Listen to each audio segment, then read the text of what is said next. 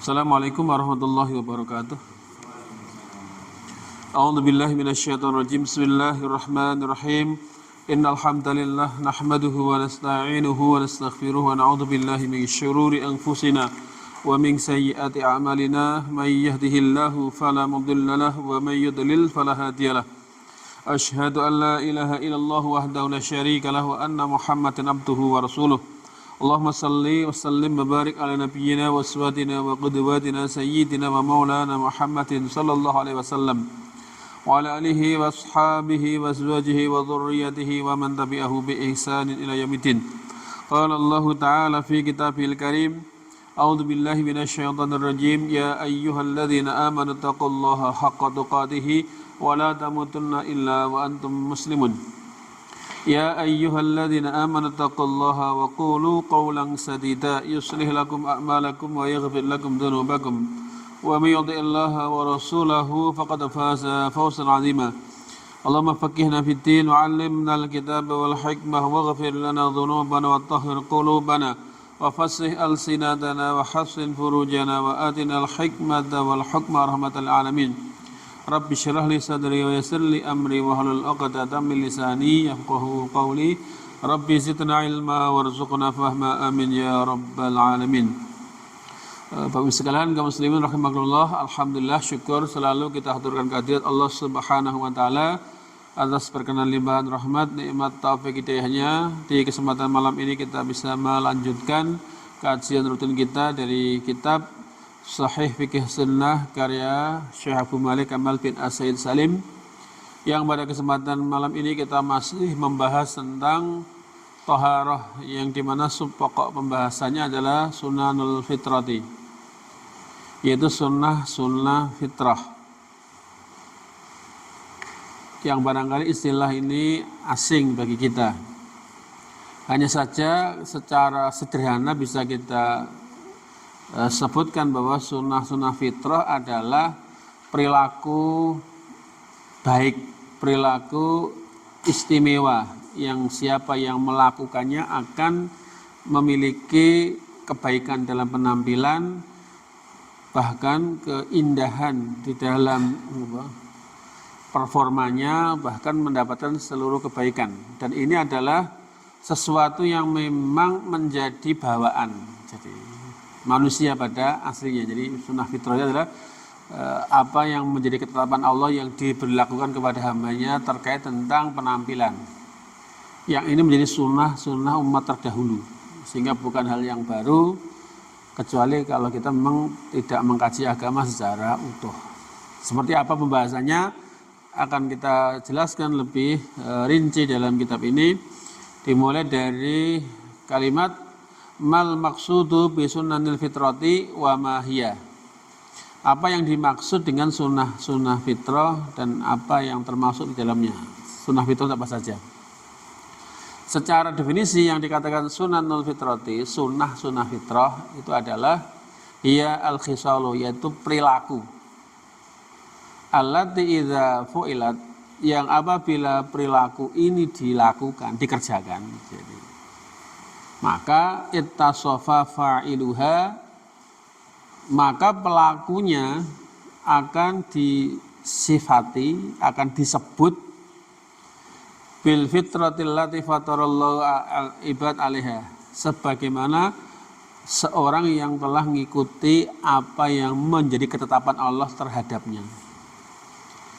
Jadi orang yang melakukan sunnah ini adalah orang yang sesuai dengan apa yang ditetapkan Allah untuknya, tidak nyalai dari fitrahnya Allah, fitrah yang telah Allah tetapkan kepada kita.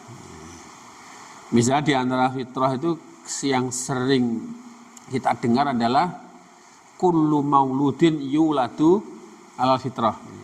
Semua bayi yang lahir dalam keadaan fitrah. Fitrah itu aslinya kita itu adalah lurus murni tauhid, tidak ada penyimpangan. Karena sebelum kita dilahirkan ke dunia kita sudah membuat kesaksian, alastu birabbikum, bukankah, maukah kalian bersaksi bahwa aku adalah Tuhanmu? Nah, kita mengatakan qaulu bala syahidna. Artinya Demikian juga itu secara akidah, secara batin. Fitrah manusia itu tauhid. Mau dia lahir dari siapapun orang tuanya, bahkan orang kafir sekalipun, setiap bayi yang terlahir lahir dalam keadaan fitrah. Ini secara akidah. Tetapi secara penampilan, inilah yang dimaksud bahwa sunnah-sunnah fitrah itu adalah suatu bentuk perilaku. Siapa yang melakukan hal-hal tersebut, maka pelakunya disebut sebagai orang yang sudah memenuhi apa yang telah ditetapkan Allah untuknya. Jadi sesuai dengan apa yang dikehendaki Allah. Wa hasyara alaihim, dan wa hasyara alaiha, dan orang sudah mengikuti, memenuhi apa yang menjadi fitrahnya. Karena kenyataannya orang bisa menyimpang dari fitrahnya. Mboten dalan, enggak sesuai dengan apa yang dikehendaki Allah secara apa nggih istimewa. Jadi misalnya begini, satu kasus kita bahas tentang fitrah asli. Misalnya Allah berfirman dalam hadis qudsi, inni khalaqtu ibadi hunafa. Tadi ada istilah fitrah dalam sabda Nabi kita, ini ada hanif atau hunafa jamaknya dari firman Allah dalam hadis qudsi. Inni khalaqtu ibadi hunafa. Sesungguhnya aku, kata Allah, menciptakan hamba-hambaku itu dalam keadaan hanif, lurus, mboten nyimpang, wis lempeng wae. Cuma sayangnya begitu dicipta dalam keadaan fitrah, faja'athum syayatin, maka segera datanglah para setan itu, faja'talathum antinihim, dan segera dia memisahkan hamba yang terlahir dalam keadaan hanif itu, segera dipisahkan dari agamanya. Menurut jenengan lebih cepat mana ketika bayi lahir itu, tangisannya bayi apa azannya bapaknya? Jadi musabaqah cepet-cepetan mempengaruhi. Yang dia alami itu anak piro itu luwih duluan nangisnya bayi ini apa oleh ngadani bapaknya. Lek mensiasati piye sak durunge nangis diadani entuk ora bidani. Makanya dulu saya ngelobi bidani, saya harus mendampingi proses kelahiran anak saya. Oh mboten Pak, standar ini. Oh enggak bisa. Tak sampaikan ini. Ya udah kalau gitu, begitu lahir ya. Proses antara kelahiran dan kesempatan kita mengazani jaraknya berapa lama? Lahir dibersihi, terus dibungkus api, diserahkan monggo bapak kalau mau diazani, itu jaraknya berapa lama? SOP-nya, standarnya. Oh karepe kayak betutu arep diadani, oh mecen ra itu metu, Pak. Tapi ini saat krusial. Begitu Allah berfirman, sesungguhnya aku menciptakan hambaku dalam keadaan hanif. Tapi kalimat fa kata sambung tanpa jeda berarti. Faja'athum, kan kata sambungan ada summa. Summa itu kemudian, tapi masih berjeda. Tapi kalau fa itu kata sambung yang seakan tidak ada berjeda, tidak ada jedanya. Ini langsung itu. Maka tiba-tiba datanglah setan dengan segala timnya untuk segera memisahkan hamba yang hanif tadi dari agamanya.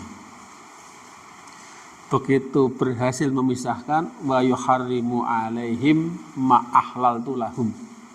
Begitu manusia sudah pisah dari fitrahnya, sudah tidak lagi hanif, maka setan berhasil menghalang-halangi untuknya apa yang aku halalkan baginya. Jadi wong alim itu halal enggak, Pak? Boleh enggak, Pak? Kenapa kita enggak alim-alim, Pak? Kan apa yang sebenarnya halal bagi kita itu terhalang oleh siapa? Setan. Gara-gara setan berhasil memisahkan dia dari fitrahnya, dari hanifnya. Loh, sekarang siasatnya gimana? Wong kita tuh lebih duluan nangisnya bayi daripada azannya kita, kan? Berarti tangisan bayi adalah kali pertama setan berinteraksi dengan anak kita. Nah, perlawanan bayi kita isanya nganggo apa? Nangis kan dia tidak imun. Tidak bisa membacakan perlindungan ruqyah untuk dirinya sendiri kudune piye, Pak? Karena kalau sudah coretan pertama yang dominan coretan ini apa? Setan, selanjutnya apa? Setan akan mudah mengendalikannya. Iya Pak berarti. Terus kadung piye, Pak? Dia selama ini lebih dituruti anaknya apa anaknya nuruti liane, Pak? Ini jadi proses orang ngerti apa? Iso dibaleni iso.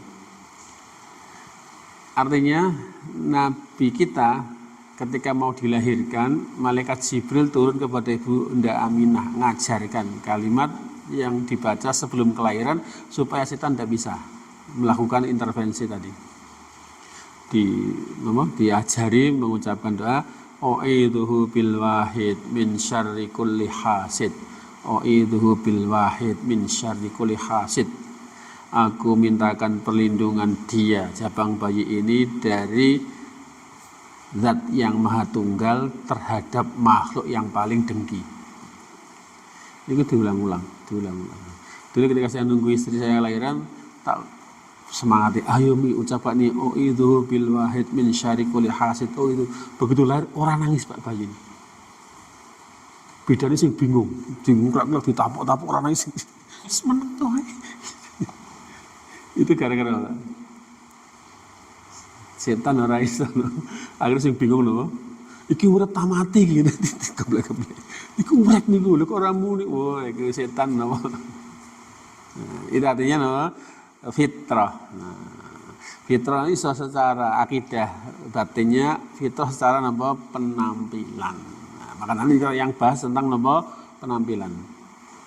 Ketika orang berperilaku seperti yang nanti disebut sebagaimana fitrah itu apa yang dimaksud di sini, maka pelakunya adalah memiliki kemuliaan sebagaimana yang Allah tetapkan untuknya dan menjadi sesuatu yang mendatangkan kesenangan, kecintaan kepadanya. Jadi ndelok wong kaya ngene wong nyawang seneng. Karena dia telah melakukan hal-hal yang istimewa terkait dengan penampilannya.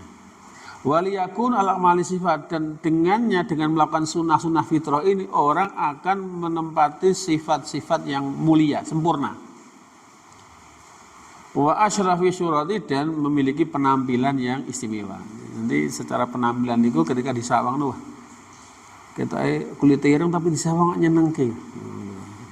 Kita ora glowing nggak nyawang kok aneh gitu. Nah, artinya secara penampilan sudah mendatangkan kecintaan, kesenangan. Nah, wahiyya as-sunnatu al-qadimah, sunnah fitrah, sunnah sudah terdahulu, sudah ke zaman bin ya ngoten niku. Nah, bukan hal yang baru. Allati ikhtarahal anbiya, yang ini yang dipilih oleh para nabi. Para nabi memilih sebentuk penampilan yang penampilan sesuai dengan apa yang diinginkan Allah. Namanya sunnah-sunnah fitrah. Wat tasawwafat 'alaiha asy-syara'i. Wat tafaqat 'alaiha syara'i, dan penampilan yang sesuai dengan fitrah ini sesuai dengan syariat. Faka'annaha amrun jibiliyatun, seakan-akan sunnah fitrah adalah sifat bawaan yang ditanamkan dalam diri, fataru alaih, yang mereka melakukan itu. Jadi wong sing nglakoni sunnah fitrah sebagaimana orang yang telah melakukan sifat-sifat sempurna, yaitu asli bawaannya orang ya begitu. Hari ini aja penampilannya aneh-aneh kan itu. Irung dibolong, kuping macam-macam itu kan, itu sudah tidak ideal. Sudah tidak menawan penampilannya, malah medeni. Wa yata'allaqu bi khisalil fitrah, dan hal yang real berkaitan tentang sunnah-sunnah itu adalah masalihud diniyah, yaitu membawa kebaikan dalam hal agama. Ada orang yang mengikuti sunnah-sunnah fitrah, berpenampilan sunnah-sunnah fitrah, itu akan mendapatkan kemanfaatan dari sisi agama. Dan juga wadun yawiyati, dan juga mendapatkan sisi kebaikan secara duniawi. Tudriku bitatafu'i minha, di mana ketika orang itu mengamalkannya, maka dia akan mendapatkan kebaikan dunia, kebaikan di akhirat. Dan seperti apa yang dikatakan sunnah fitrah itu, dikatakan minha Di antara manfaat yang didapat di dunia dan agama adalah tahsinul hay'ah, yaitu menjadi bagusnya penampilan. Jadi kalau orang berperilaku seperti itu memiliki penampilan terbaik. Watang dibul badan, dan menjadikan bersihnya badan. Penampilannya menarik, badannya bersih dan sehat. Jumlatan baik itu secara global, wis pokoke gitu lah. Wong sing melakukan sunnah fitrah itu penampilannya bagus, awake resik. Kalau mau diperinci akan lebih dahsyat lagi kadar kebaikan yang bisa diperoleh. Jadi dengan mengikuti itu ada manfaat dunia dan agama, antara lain adalah bagusnya penampilan dan bersihnya badan. Baik itu secara global maupun secara detailnya. Amma ba'du hadhil khisal, adapun perilaku yang termasuk sunnah-sunnah fitrah itu adalah faqad warada fi hadis, telah sampai kepada kita penjelasan dalam beberapa hadis. Di antaranya adalah satu hadis Abi Hurairah, hadis dari sahabat Abu Hurairah, qala, dia berkata, qala Rasulullah sallallahu alaihi wasallam, bahwa Rasulullah sallallahu alaihi wasallam pernah bersabda, al fitratu khamsun, fitrah itu ada 5. Jadi kebaikan yang asli bawaan kita, yang itu dikehendaki Allah untuk kita lakukan, itu ada 5. Yang pertama adalah al-khitanu, sunat khitan. Ini kok asli ini wong kudu napa? Khitan. Karena dengan khitan itu apa? Dadi ganteng kok. Resik lho ta. Tenan. Lagi nanti ada manfaat duniawi yang bisa dirasakan langsung. Sehingga ketika diteliti secara medis kok sunat itu api, wah akhirnya wong sing ora agama Islam mali-mali napa? Karena tahu manfaatnya, ora peduli dia melakukan bukan karena ajaran agama, tetapi ada manfaat real yang dia bisa dapatkan. Jadi tidak bisa ditolak karena ada kemanfaatan real yang apabila dia melakukannya akan mendapatkan penampilan yang terbaik dan kesehatan karena bersihnya badan. Jadi khitan wal istihdadu, nah ini, dan mencukur bulu kemaluan. Orang tahu jenengan paling harus ada peremajaan. Karena kalau tidak dicukur secara periodik, efeknya apa, Pak? Apa efeknya mana, Pak? Sesuatu sing orang peremajaan gitu. Rambut kepala kan sering dicukur, Pak, dipotong. Tapi kok beruban, Pak ya?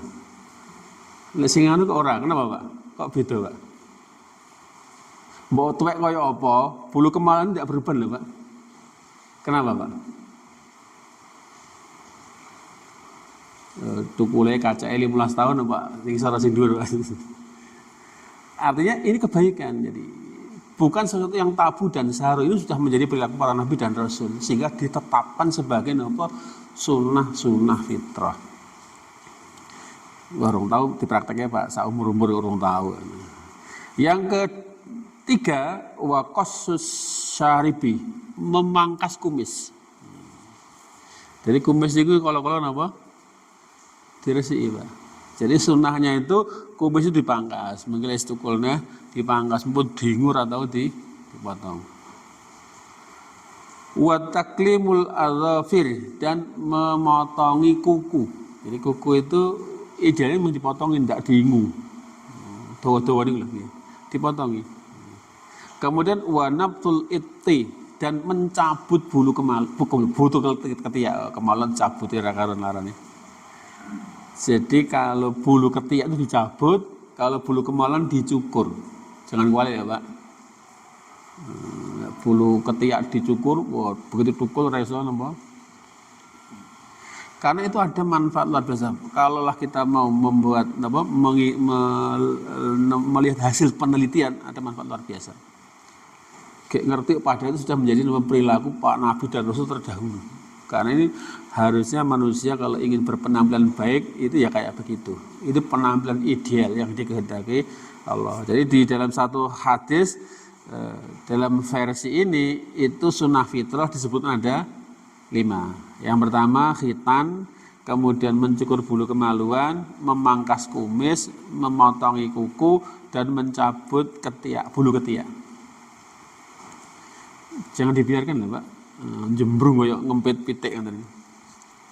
Nabi itu disifati kalau beliau sujud, beliau membentangkan lengannya hatta yuro bayadha ibtaihi, sampai Nabi kelihatan betapa putihnya ketiak beliau. Karena tidak ada bulunya, karena beliau secara periodik mencabuti bulu ketiak. Jangan tahu Pak ya. Begitu saudara angkat tangannya, jembrung rakaruan itu lah. Niku versi hadis dari Abu Hurairah. Kemudian hadis yang kedua dari riwayat Aisyah, qalat, beliau berkata, qala Rasulullah sallallahu alaihi wasallam, Rasulullah SAW pernah bersabda, asyrun minal fitrati, ada 10 hal yang itu termasuk sunnah-sunnah fitrah. Yang pertama, qasyus syaribi, memangkas kumis, wa ihfa'ul lihyati, dan membiarkan jenggot. Jadi ngingu jenggot, mangkas kumis. Jadi penampilan wong Islam niku napa? Kumisnya dicukur, jenggotnya napa? Dipelihara. Karena orang Islam harus tampil beda. Karena nanti agama lain juga punya ciri khas penampilan. Kalau orang Yahudi ngingu brengos lan sak jenggote. Orang Nasrani dipotong jenggot lan kumise. Coba jangan tampil di orang-orang barat itu. Kok orang simbolis apa? Apa ndak tukul ya tukul, tapi kenapa dibersihkan? Kan itu syiar mereka. Dibersihkan kumisnya dan jenggot itu orang-orang Nasrani. Orang Yahudi diingu kabeh brengos lan jenggote. Kalau orang Islam pangkas kumis, peliharalah jenggot. Itu penampilan gitu. Wasiwaku, dan siwak, gosok gigi.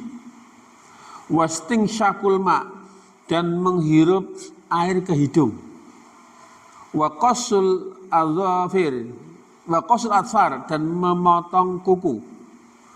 Wa ghuslul barajim, dan mencuci barojim. Barojim niku lipatan-lipatan tubuh. Sing biasanya itu di sana kalau tidak diresiki, misalnya di ruas-ruas jari itu, di sela-sela jari tangan kaki, itu kalau tidak rutin dibersihkan itu bisa ngendap kotoran-kotoran. Dilempit-lempitan awak, ngoten niku, niku kudu diresiki. Ketika itu menjadi perhatian kita, betapa bersihnya kita, betapa bagusnya penampilan kita, betapa sehatnya kita. Wanatful ibti, dan mencabut bulu ketiak. Wa halqul anati, dan mencukur bulu kemaluan. Wal tinqasul ma, dan cebok menggunakan air. Cuma perawan ini lupa kok 9 ya. Tadi bilang 10, yang satu mana? Qala Mus'ab berkata, siapa dia? Ahadu ruwatil hadis, salah satu perawi hadis ini. Dihitung mau kok jari 10, kok ternyata dia hanya menemukan apa? 9. Wa nasitul asyirata, saya kok lupa yang ke-10 itu apa. Tapi seingat saya kira-kira itu illa ang takuna al-madmadatu. Itu kayaknya tidak lain, tidak bukan adalah berkumur-kumur. Termasuk nama sunnah-sunnah fitrah. Dari 2 hadis tadi ketika kemudian digabung, walhasilu minal hadisaini, dan apa yang kemudian bisa didapatkan dari gabungan 2 hadis tadi, satu menyebutkan 5 hal, yang satu menyebutkan 10 hal, maka kalau dikompromikan 2 hadis tadi, wa annal khisal al fitrati, bahwa sesungguhnya perilaku yang itu adalah kata tergolong fitrah, laisat mukhtasiron, sebetulnya tidak terbatas, tidak dibatasi bihadil asyr, di 10 hal tadi. Kalau kita simpulkan dari 2 tadi, ternyata ana yang menyebutkan 10, ana yang menyebutkan 5, tapi kalau digabung ana sing beda sehingga lebih dari 10. Berarti 10 ini sebetulnya adalah bagian dari sunnah-sunnah fitrah. Hanya karena kita merujuk kepada 2 hadis tadi, berarti disimpulkan di sini bahwa Di antara sunnah fitrah itu antara lain 10 ini. Yang pertama adalah al-khitanu, khitan, sunat. Nanti berlaku bagi laki dan perempuan. Lanang udah wis wong wedok wae tak biyen urung. Nah iki golek dukun sunat yang perempuan. Iki betul sumpah ya. Anak wedok disunat kok ya. Wah lali Pak wis gedhe wah peti sing nyunat engko. Kudune saya dulu pernah diskusi dengan bidan. Ini jadi perannya bidan. Mumpung bocah rong gede lek disunat kan ora lara. Jadi kadung kegedean apa? Sing disunati lara sing nyunati wedi kan itu. Harusnya kan sama begitu bidan si sandiri motong tali pusar, si sandiri apa? Memotong ujung kemaluan yang namanya cengger atau klitoristik sidik mawon. Ini kan lek cah cilik kan mungkin ora lara atau mungkin segera kering dan sembuh kan itu. Nah, jadi gitu. Mboten ngerti ya Pak. Dulu zaman Nabi sudah ada training dukun sunat wanita. Itu kan orang Pak. Ada yang mau jadi relawan dukun sunat wanita. Ini kudu wong itu lho Pak, orang itu wong lanang. Bahaya nih. Yang ketiga, siwak, gosok gigi, siwakan. Itu jelas manfaat duniawi cetha kan, sehat, bersih dan selanjutnya. Manfaat ukhrawi mendatangkan ridhonya Allah, disenangi malaikat. Yang keempat taklimul azfar, memotongi kuku. Kelima qasus sarib, memangkas kumis. Yang keenam i'faul lihyati, memelihara atau memanjangkan jenggot. Yang ketujuh al-istihdad. Istihdad itu apa? Hiya khalqus sya'ri khaulal farji, yaitu memotong bulu sekitar kemaluan. Itu jenenge sya'rul anati. Ya bulu kemaluan itu dibersihkan Pak, daerah istimewa dibersihkan. Ben ora lembab. Lek jembrung kok nggih omah napa? Ke-8 natfu sya'ril ibti, mencabuti rambutnya ketiak, mencabuti bulunya ketiak. Kemudian yang ke-9 ghuslul barojim, membersihkan, mencuci barojim. Barojim itu kalau kita bahasakan lekuk-lekuk itu. Wahiyya al-mawadi' allati tajtamu fiha al-ausakh, yaitu di mana tempat itu menjadi tempat berkumpulnya kotoran. Kalau jangan wajah jenengan sing rawan kotor napa? Niki apa mburine kuping niki, sela-sela niki, sela-sela jari kaki, macam-macam niku lipatan-lipatan tubuh niku bisa menjadi tempat berkumpulnya kotoran sehingga butuh dibersihkan secara berkala. Seperti ka'aqdil asabi, seperti ini ruas-ruas jari. Wa ma'atifil udhuni, dan di belakangnya kuping ini yang semisal. Niku adalah tempat-tempat selempit-selempitan, lipatan-lipatan yang itu rawan menjadi tempat berkumpulnya kotoran sehingga butuh dibersihkan. Kemudian yang ke-10 sunnah fitrah adalah al-madmadatu wal istinsyaku, berkumur dan menghirup air ke hidung untuk membersihkannya. Ini diantara sunnah fitrah yang 10. Kemudian satu persatu kita bahas. Yang pertama adalah al-khitanu, khitan. Ngarane apa ngarane iki? Supit nggih. Supit, sunat, tetak. Napa ini? Ya pokoke niku lah. Maknahu wa hikamuhu. Makna dan hikmah-hikmahnya. Sunat niku napa? Manfaatnya napa? Al-khitanu, khitan itu masdaru khotana, itu kata dasarnya khotana. Khotana itu maknanya ayat koto amotong. Ini namanya sunat tuh motong. Itu anggaran disunat berarti loh. Dipotong loro. Jadi khotana itu maknanya apa? Koto amotong. Berarti wal khitanu, yang dikatakan khitan kalau menurut istilah syariat berarti qat'ul jildati, yaitu memotong kulit, allati tughdi al-hasyafata minal dzakari, yang kulit itu menutup bagian ujung kemaluannya laki-laki. Tilangi helme gitu.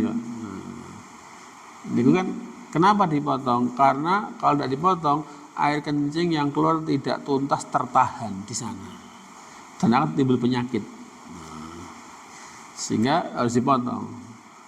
Itu bagi laki-laki. Bagi perempuan, ini sing hurung niki, perhatian bapaknya.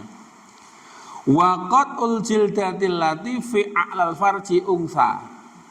Dan bagi perempuan adalah memotong kulit yang kulit itu ada di atas bolongan kemaluannya wanita. Kok sarur Pak? Enggak, kan hukum Pak. Ini enggak bahas masalah sarur Pak. Ini adalah pengetahuan ilmu yang sampai diakomodir dalam sunnah. Motong apa? Cenggiring Pak. Nah, ini dipotong. Ini sunnah fitrah. Jadi nanti ada istilah yang mungkin dibedakan. Secara umum maknanya arti apa? Istilahnya sama, khitan. Tapi kalau diperinci, khitan itu berlaku bagi laki-laki. Istilah khitan laki-laki. Kalau perempuan khifat namanya. Jadi nek wong lanang di khitan, nek wong perempuan di khifat. Nah, terus hikmahnya apa kudu sunan? Apa ora loro? Nah, apa ora eman-eman gitu. Amal hikamuhu, adapun hikmahnya kenapa sunat? Ama hukmuhu, kok hikmah itu keliru. Hukmuhu, makna dan hukumnya, hukum. Adapun hukum, nah mulai hukum berarti wajib apa sunnah. Nah, kalau wajib ora dilakoni berarti. Kemudian tinjauan hukumnya. Amma hukmuhu, adapun hukumnya adalah falil ulama'i fihi, para ulama dalam hal ini salah satu aujuhin ada 3 pendapat, ada sudut pandang tinjauan dalam masalah ini. Hukumnya sunat atau khifat itu apa? Ulama tidak sepakat. Ada 3 pendapat berkaitan status hukumnya sunat. Yang pertama, annahu wajibun ala zakari wal unsa. Satu pendapat mengatakan bahwa sunat hukumnya wajib baik bagi laki-laki maupun perempuan. Berarti sing saiki rung sunat nglakoni dosa pirang berapa lama itu meninggalkan perkara sing wajib. Oh, Pak jane arep sunat tapi ra ono sing gelem. Ra ono sing iso. Moro ngene bidan wae sing kembali ke pelatihan para bidan lho, pelatihan khifat supaya syariat ini bisa diamalkan. Bisa jadi kan orang pengen ngamalkan sunnah tapi ra ono sing iso kan. Kayak misalnya kan bekam itu sunnah, jadi pengen ra ono sing iso kan. Nah, berarti jenengan harus mengambil dapat tanggung jawab untuk napa? Buka dukun ke sunat. Ibu-ibu niku tunde ide inisiatif ini. Pendapat yang kelompok kedua, annahu mustahabun lahuma. Yang lain mengatakan sunat untuk laki dan perempuan itu hukumnya anjuran, mustahab, sunnah, anjuran. Sedangkan yang ketiga diperinci, annahu wajibun ala dzakari mustahabun lil unsa. Kalau bagi laki-laki hukumnya wajib sunat itu, kalau bagi perempuan sunnah atau anjuran. Sehingga para ulama dalam hal sunat itu ada pembahasan tersendiri. Kalau Ibnu Qudamah mengatakan fil Mughni, dalam kitab Mughni, fa amal khitanu, adapun khitan itu iku fa wajibun, maka dia wajib alar rijal, bagi para laki-laki. Mukarramatun, dan sebentuk kemuliaan fi haqqin nisa, bagi kaum wanita. Jadi wanita kok gelem sunat, terhormat tenan. Umpama sunat napa? Ora apa-apa. Nanti ana efek ya, Pak. Bahkan nanti ada hikmah yang luar biasa kalau kita mempelajari lebih lanjut. Tapi menurut Ibnu Qudamah, bagi wanita ada sebentuk pemuliaan untuk wanita, walaisa biwajibin alaihina, tetapi statusnya tidak wajib bagi mereka kaum wanita. Loh kok begitu? Iya, wa hadza qaulu kasiri ahli ilmi. Ini pendapat mayoritas ahli ilmu. Jadi umumnya ahli ilmu mengatakan khitan itu wajib bagi laki-laki dan sebentuk pemuliaan bagi wanita.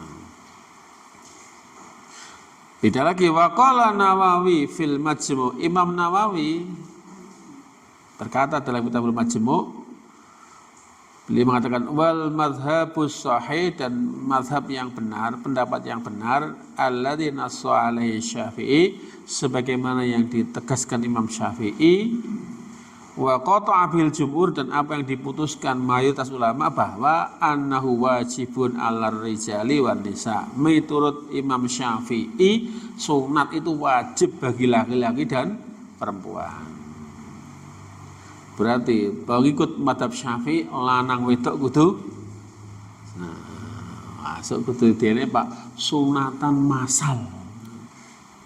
Tidak ada kata terlambat walaupun wis itu. Lho ki Pak lek ora didunungke agama kan ternyata ada syariat. Tenan langgar ana sing nglakoni wis rumah tangga bahagia anti selingkuh. Wis pokoke ning omah wis cukup mah luar biasa. Kan ngoten. Gara-gara tidak tahu syariat yang mulia ini ya awalin apa? Niku mboten niku manfaatnya. Kemudian penulis kitab ini berkomentar dari setelah beliau memaparkan pendapat para ulama, penulis berkomentar. Penulis kitab niki. Qultu, saya katakan, amma khitan zakari, adapun sunat bagi laki-laki, fadzohiru, maka secara zahir, kalau kita lihat secara zahirnya saja, annahu wajibun, itu wajib, dudu sunnah apalagi anjuran. Melihat zahirnya dalil yang ada secara zahir, secara nampak saja, secara ketok moto terkait hikmah manfaatnya, maka menurut penulis kitab ini bahwa sunat khitan untuk laki-laki itu wajib. Dasarnya apa? Satu, li'annahu millatu Ibrahim, karena sunat ini adalah syariatnya Nabi Ibrahim. Dasarnya apa? Fa'an Abi Hurairah, dari Abu Hurairah meriwayatkan bahwa anna Nabi sallallahu alaihi wasallam qala, bahwa Nabi pernah bersabda, ikhtatana Ibrahim, Nabi Ibrahim itu pernah sunat. Siapa beliau? Khalilur Rahman, sang kekasihnya Allah, ba'dama atat alaihi samanuna sanatan, setelah beliau berusia 80 tahun. Para alot Pak. Maka saya katakan belum terlambat bagi yang sekarang belum sunat. Ibu-ibu itu maksudnya. Nabi Ibrahim itu baru sunat napa? Umur 80 tahun. Wah, piye Pak 80 tahun wis ulet nggih. Itu satu kenyataan, berarti ini menunjukkan wajib. Saking wajib, umur segitu pun tidak ada kata terlambat. Padahal nyunat nganggo Pak. Nganggo kampak Pak.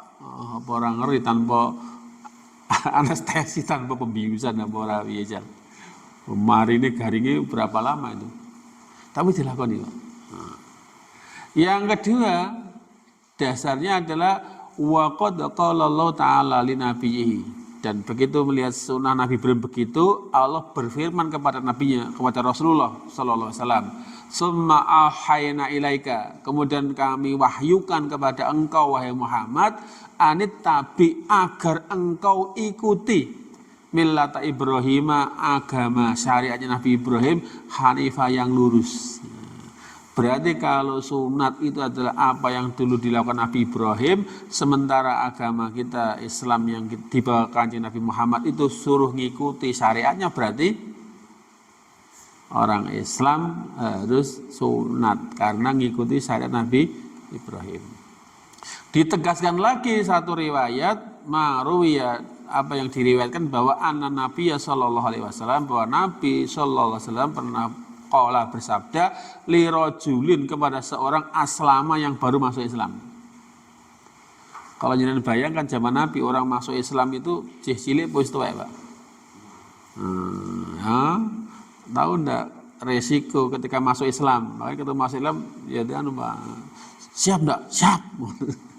Ya pun, begitu orang masuk Islam, maka Nabi mengatakan kepada orang tadi, alqi angka sya'rul kufri. Begitu kamu sudah Islam, tanggalkan, buang syiar-syiar kekafiran. Biasanya ketika zaman kafir penampilannya identik dengan misalnya apa lah, maka begitu masuk Islam harus berubah penampilan.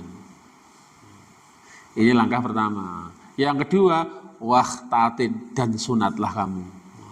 Wis tuwek piye, Pak? Rasido lek ngono, rasido. Makanya kan itu karena nanti ada hal yang harus dilakukan berkaitan dengan konsekuensi berupa ibadah.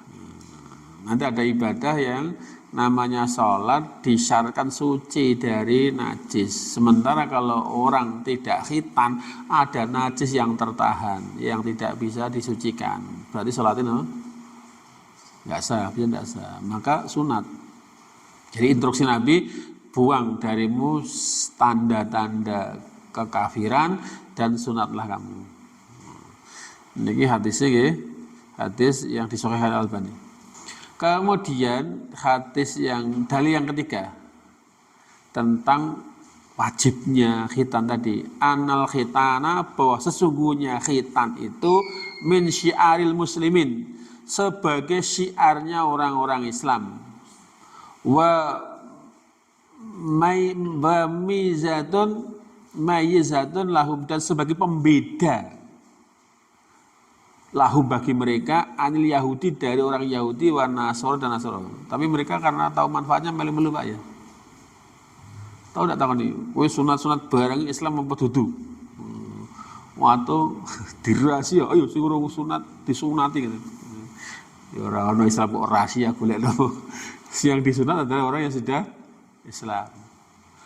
Fakana wajiban, maka sunnah itu adalah wajib. Kasa iris sya'iri, sebagaimana syariat-syariat yang lain. Yang keempat, dalil yang menyatakan bahwa sunat itu wajib, bahwa annahu, sesungguhnya qat'u syai'in minal badan, memotong sesuatu dari anggota badan itu aslinya haram. Toko-toko kupingnya diiris, toko-toko irungnya diiris, tidak boleh. Tapi kok ada sesuatu yang itu bentuknya memotong anggota tubuh kok diperintah, berarti hukumnya wajib. Jadi tadinya memotong anggota tubuh itu haram, tapi ketika memotong itu kok ada payung hukumnya, berarti memotong itu dianjurkan. Sehingga wal haramu, perkara yang haram, la yustabahu, tidaklah menjadi boleh, illa biwajibin, kecuali dengan perkara yang statusnya wajib. Jadi perkara yang haram ndak entuk, kecuali kalau itu sifatnya dadi napa? Wajib. Jadi sesuatu yang haram itu tidaklah menjadi boleh kecuali kalau statusnya wajib. Jadi nanti ada hal-hal yang dilarang. Kok itu kemudian diperintah, berarti apa hukumnya? Kewajib. Wa hadza madhhabu Malik, berarti yang mengatakan bahwa sunat hukumnya wajib adalah madhabnya Imam Malik, wa Syafi'i dan Imam Syafi'i, wa Ahmad dan Imam Ahmad. Wa syaddada fihi Malik, dan Imam Malik lebih menegaskan bahwa sunat wajib. Hatta qala, sampai belum mengatakan malam yahtatin, siapa yang tidak mau sunat, lam tajuz imamatahu, ndak sah kepemimpinannya. Oh, berarti syarat presiden kudu nama? Kudu sunat sih. Kalau ndak sunat berarti ndak sah kepemimpinannya. Oh iya, Pak. Oh, ternyata syarat jadi pemimpin kudu nama? Wis sunat. Lek wong mau ora sunat gimana, Pak? Oh, lek carane ngecek sunat apa rumpi, Pak? Lek kampanye biasa. Ono sertifikat, ono sertifikat sudah disunat kan itu. Sampai gitu loh, saking pentingnya. walam tuqbal syahadatu dan tidak diterima persaksiannya. Ya niki nggih nomor sah mboten sah sama sunat dong. Ketika tidak sunat tidak dianggap persaksiannya. Oh, ini TPS kudu ono sing saksine kudu ono, Pak. Tekan ngendi-ngendi berarti wong gara-gara wong ra sunat napa? Banyak muamalah yang dianggap napa? Tidak dianggap sah kesaksiannya kalau dia belum napa? Oh, tekan semono, Pak. Oh, niki dukun sunat laris niki arep semua ini. Nah, kan konsekuensinya kan begitu. Wa nukila dan dinukil, wa nakola dan menukil mengutip sapa kasirun kebanyakan minal fuqaha dari para ahli fikih an Malik dari Imam Malik bahwa tapi ada yang mengatakan annahu sunatun. Dia sunnah, cuma definisi sunnah menurut Imam Malik walakin as-sunnatu indahu, adapun sunnah menurut definisi Imam Malik adalah tarkuha ismun, kalau ditinggal hukum dosa. Berarti apa Pak? Kita kan ngertiin zaman SD kan wajib adalah sesuatu yang harus dikerjakan. Kalau dikerjakan pahala, ditinggalkan dosa. Kalau sunnah dikerjakan pahala, ditinggal tidak apa-apa. Tapi menurut Imam Malik pendefinisan sunnah adalah perkara yang kudu dilakoni. Kalau ditinggalkan akan dosa. Itu laki-laki ya.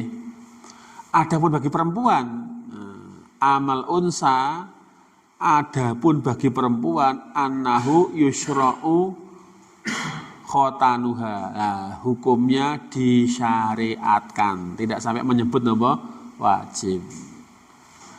Kenapa? Loh, kan hanya laki-laki tok perempuan, karena ada hadis Nabi yang ada indikasi ke sana. Misalnya faqad qala sallallahu alaihi wasallam, Nabi pernah bersabda, "Idzal taqal khitananu." Nah ini.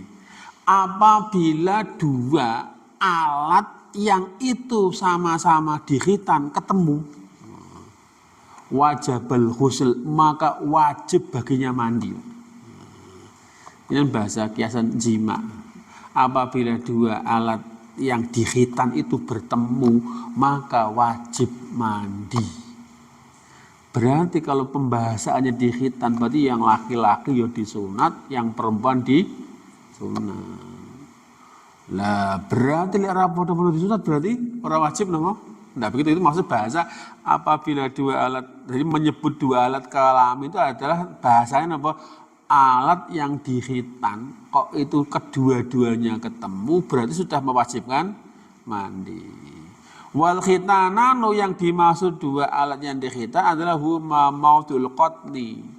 Itu adalah tempat yang dipotong min zakaril ghulami, dari kemaluannya anak laki-laki, wa farjul jariyati, dan kemaluannya perempuan. Berarti memang idealnya wong wedok niku termasuk wong lanang juga sunat itu dalam usia masih kecil. Kita kan lulus SMP gak sunat Pak nggih. Disandine akikoh karo nyukupe butuh rame-rame walimatul, kita leh bocah wis napa gede kan. Asline kalau melihat sunnah itu idealnya khitan itu untuk anak yang masih kecil. Jangan pernah baca hadis berjanji kan betul. Nabi itu ketika walimah umur berapa hari?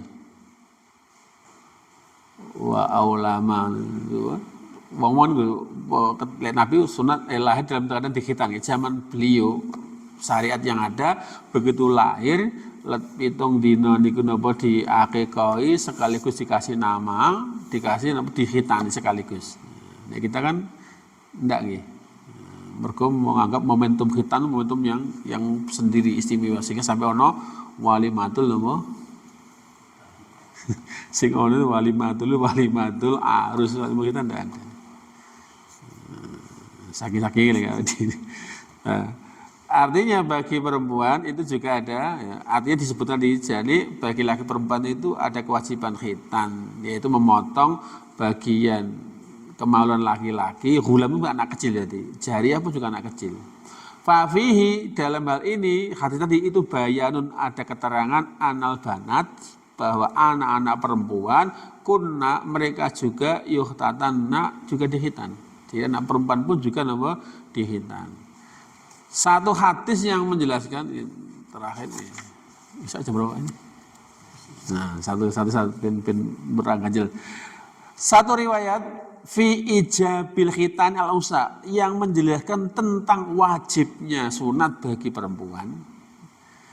Jadi ada ahadis, banyak hadis la yakhlu yang tidak sepi ahaduma darinya itu min maqal, walaupun setiap hadis ada komentar.